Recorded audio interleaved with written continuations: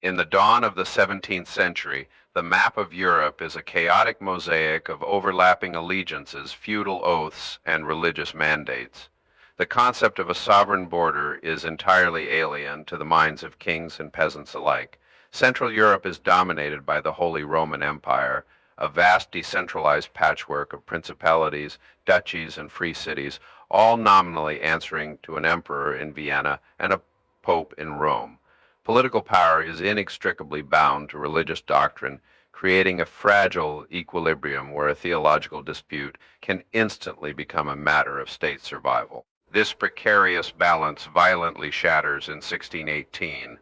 In an act of profound defiance, Bohemian Protestant nobles hurl Catholic imperial officials from the windows of the Prague castle, an event forever known as the Defenestration of Prague. This localized rebellion against Habsburg authority ignites a continent-wide inferno that will burn for 3 decades. What if this singular, dramatic act of political violence was not just the start of a religious conflict, but the bloody birth pang of the modern political world? The localized Bohemian revolt rapidly morphs into an existential struggle for dominance. Armies mobilize across the continent, driven initially by the fervent desire to defend their respective faiths. The Catholic Habsburg monarchy, sensing an opportunity to consolidate absolute control, seeks to crush Protestant dissent and centralize its sprawling territories. Conversely, Protestant princes rally to defend their religious liberties, viewing the emperor's overreach as a direct threat to their traditional autonomy.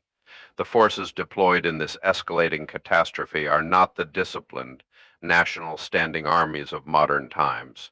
Instead, warfare is largely a sprawling, privatized enterprise dominated by mercenary warlords. Commanders like the infamous Albrecht von Wallenstein operate as military entrepreneurs, raising massive private armies that owe loyalty only to the paymaster. These sprawling military machines are terrifying in their scale, representing a lethal business where profit and plunder dictate strategic maneuvers. The brutal reality of this privatized warfare falls squarely upon the civilian population. The prevailing military doctrine of the era is bellum se ipsum allet, a Latin phrase meaning war feeds itself. With centralized logistical networks practically non-existent, these massive mercenary armies sustain themselves through organized extortion and the systematic stripping of the countryside. Central Europe is transformed into an apocalyptic wasteland as soldiers consume harvests, burn villages, and spread disease in in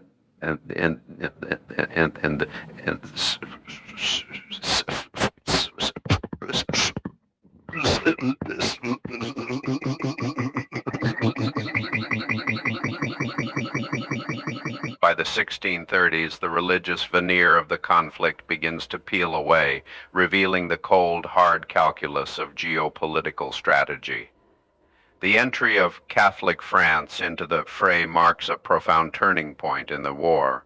Guided by the brilliant and ruthless Cardinal Richelieu, France openly funds and supports Protestant Sweden to bleed the Catholic Habsburgs. For Richelieu, the balance of power and the security of the French state supersede any papal decrees or shared religious identity.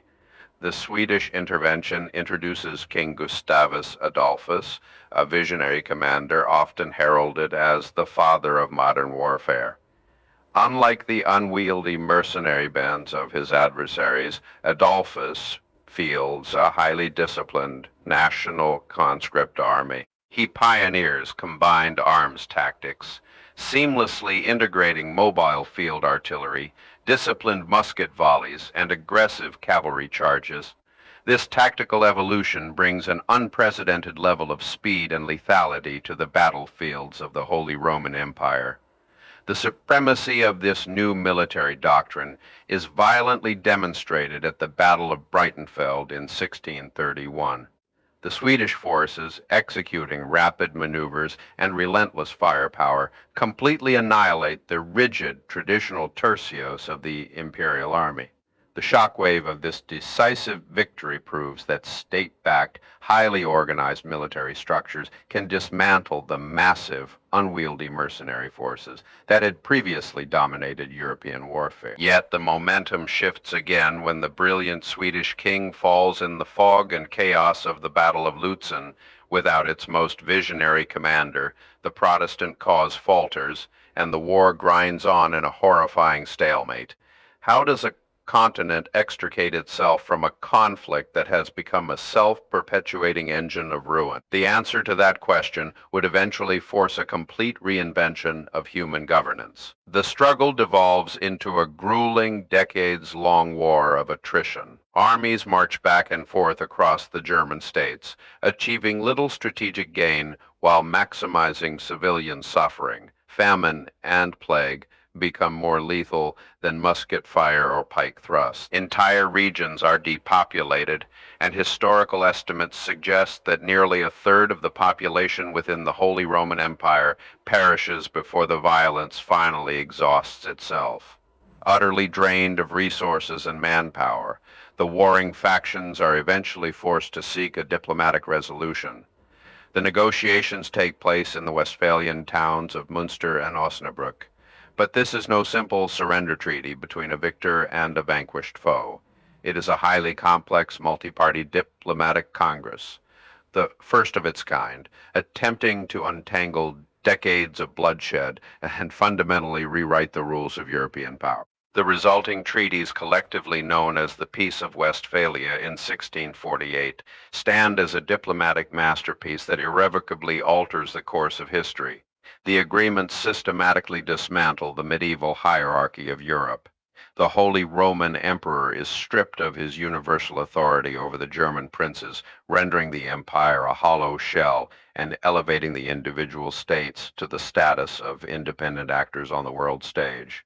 Westphalia establishes the foundational concept of state sovereignty, a principle that remains the bedrock of international law today.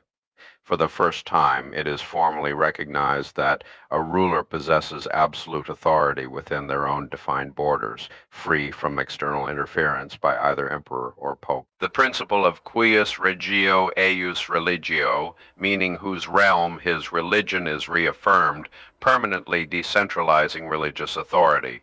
The tangled, overlapping loyalties of 1618 are definitively swept away.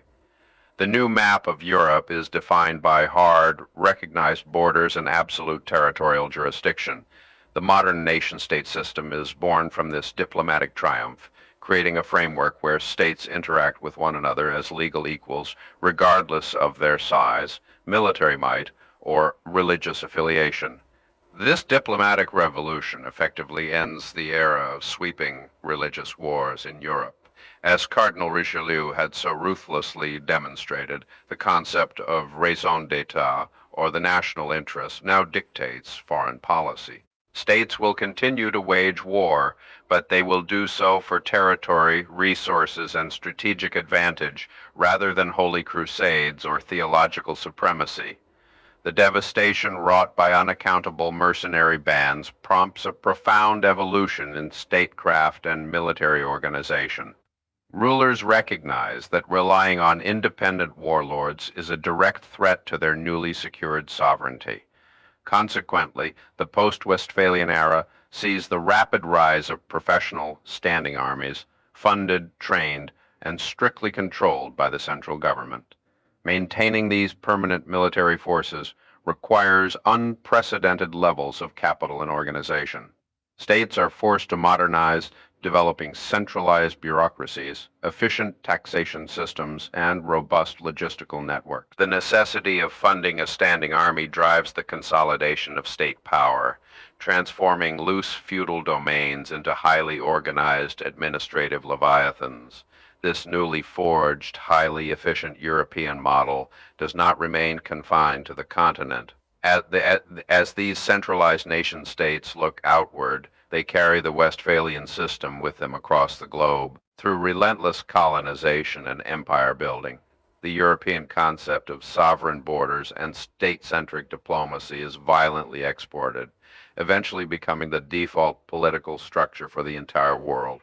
With the dream of a universal empire dead, a new international order emerges, predicated entirely on the balance of power. States continuously align, betray, and realign with one another to prevent any single hegemon from dominating the continent. This complex diplomatic dance of shifting alliances and proxy conflicts will define global geopolitics for the next 3 centuries. The cost of this monumental structural evolution was staggering. The 30 Years' War remains one of the most lethal and traumatic conflicts in human history, a crucible of unimaginable suffering. It was only through the total collapse of the old medieval order, drowned in decades of blood, that civilization was forced to invent a more stable, rational way of existing. The medieval concept of a universal Christian empire, guided by divine mandate, died in the mud and ash of Central Europe. In its place stood the sovereign state, cold, calculating, and defined strictly by its territorial borders rather than its faith. The transition was agonizing, but it fundamentally rewired the architecture of human governance. The geopolitical impact of the 1600s still governs the reality we navigate today.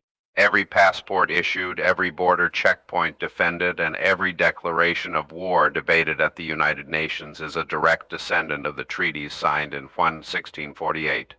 The era shifted, and the modern nation-state was forged forever in the fires of the 30 Years' War.